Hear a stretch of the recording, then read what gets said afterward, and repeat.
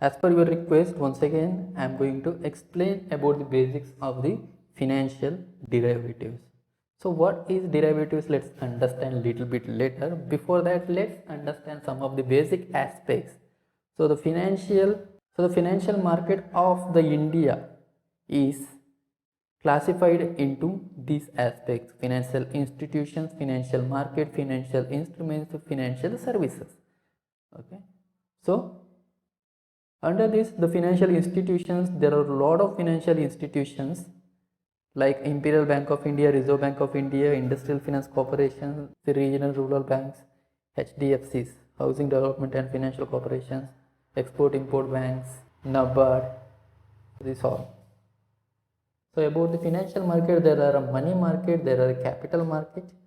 About the financial instruments, there are equity shares, preference shares, debentures, bonds and mutual funds, and the treasury bills too, and the government bonds.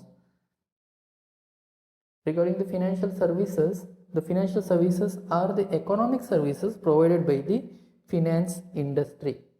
Okay, so business loans will be there, checking accounts, savings accounts, debit and credit cards, merchant services. So these all things you all know about this. So once again, we are not going for this. About the loans, digital banking, online mobiles, mobile check deposits, text alerts, e-statements, online bill pay, nowadays the UPIs, everything you are already studying. So here, these all four aspects regarding a financial system, financial market, financial instruments, financial service and financial institutions, all are interrelated, you can see in this particular graph.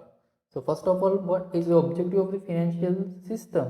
Management of the risk. As I said, the risk should be managed, and that is possible only in the financial system. Generation of the higher income. When you are investing, your main focus is on the profitability, security and the liquidity.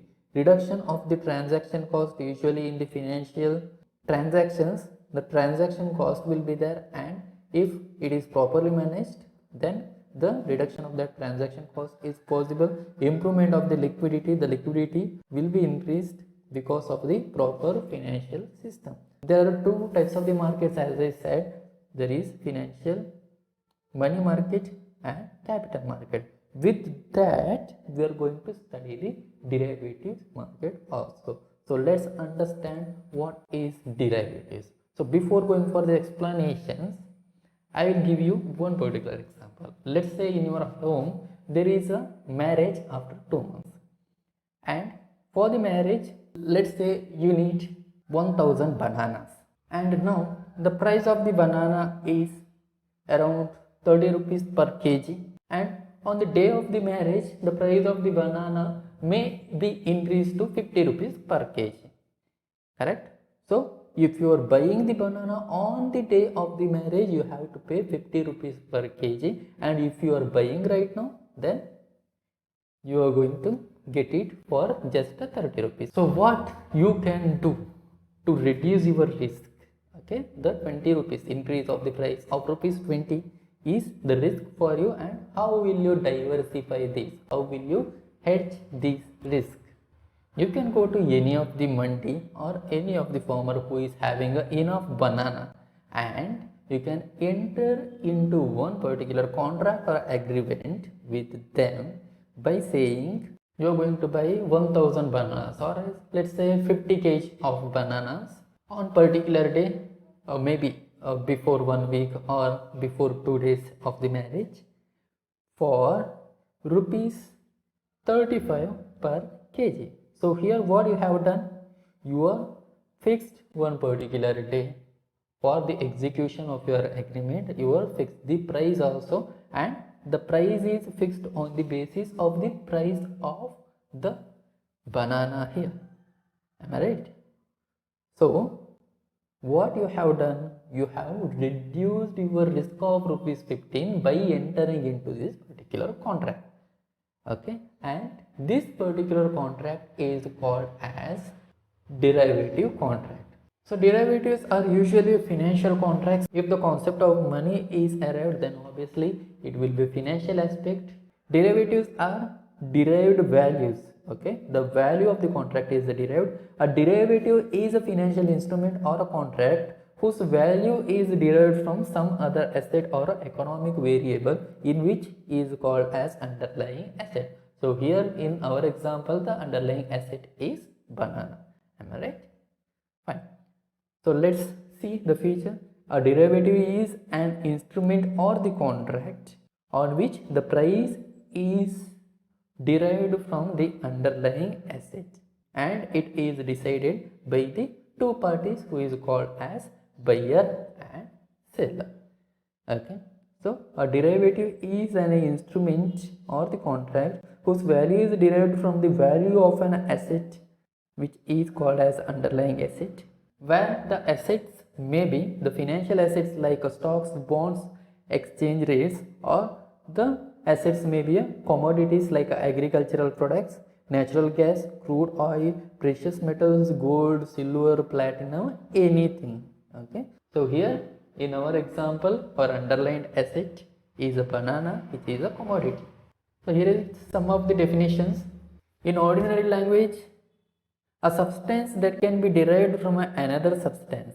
Okay, in financial language, a financial instrument whose value depends on or derived from the value of other more basic underlying variables. Here the value of that contract is derived or depended on the underlying asset, and in few cases the underlying asset may not be one, it may be a group of the assets. A derivative is simply a financial instrument, or even more simply agreement between two parties which has the value determined by the price of the something else.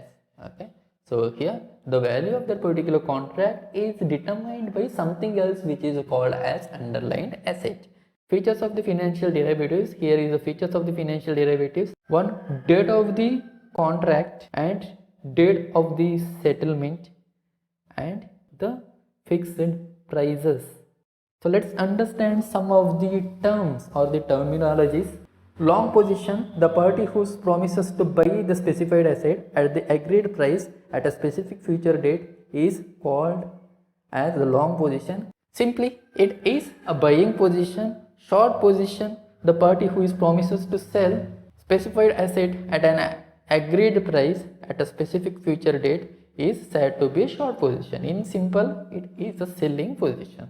So instead of a long position and a short position, you can use buying position and selling position. A derivative is derived value. Okay, the value of the underlying asset like a equity, bond, forex, commodity will derive the value of the derivative contracts like forward contracts, future contracts, options, and swaps contracts.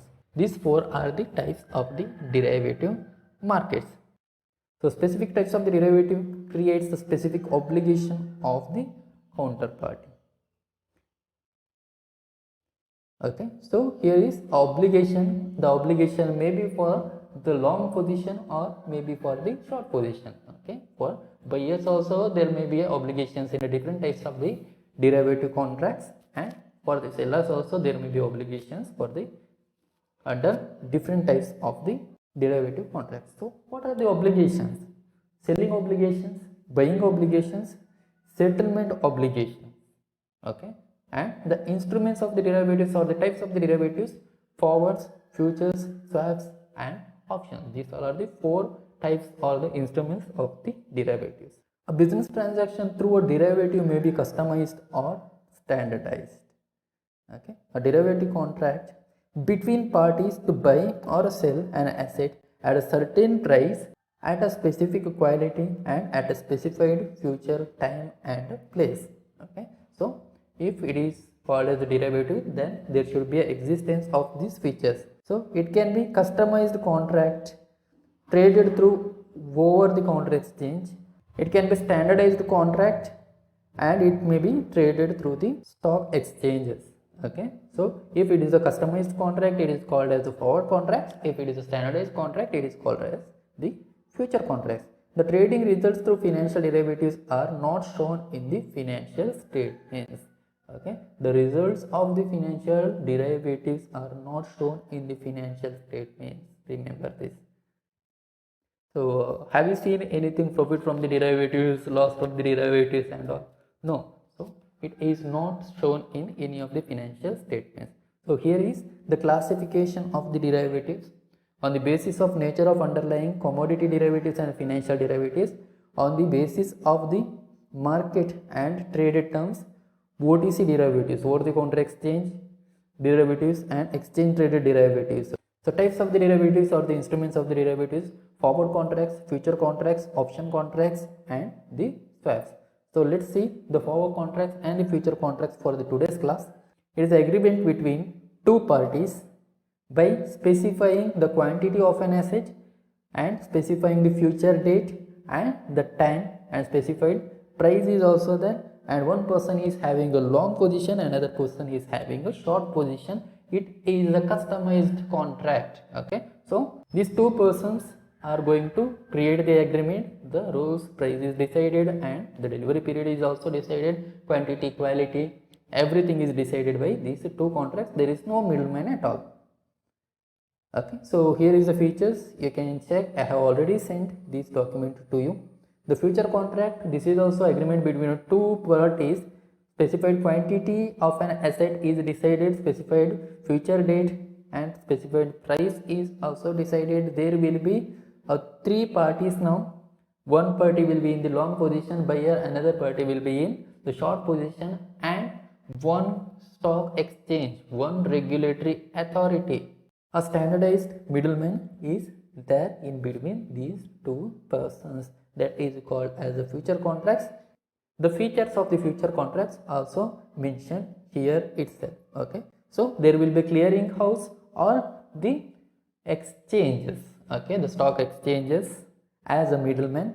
So a person who is having a long position will transfer the money to the clearing house, and the money will be settled to the short position or the person who is selling, and the person who is selling will transfer the asset to the clearing house or the middleman, and that asset will be transferred by the clearing house to the person who is buying that particular asset. Okay, so delivery is through an organized exchange. It is properly organized, that is why it is called as the standardized contract. So there is a existence of the margin and the daily settlement, existence of the regulatory authority is their settlement in cash for the differences. Okay, so these all things comes under the future contracts. So regarding the option contracts and the swap contracts, we are going to speak in coming class.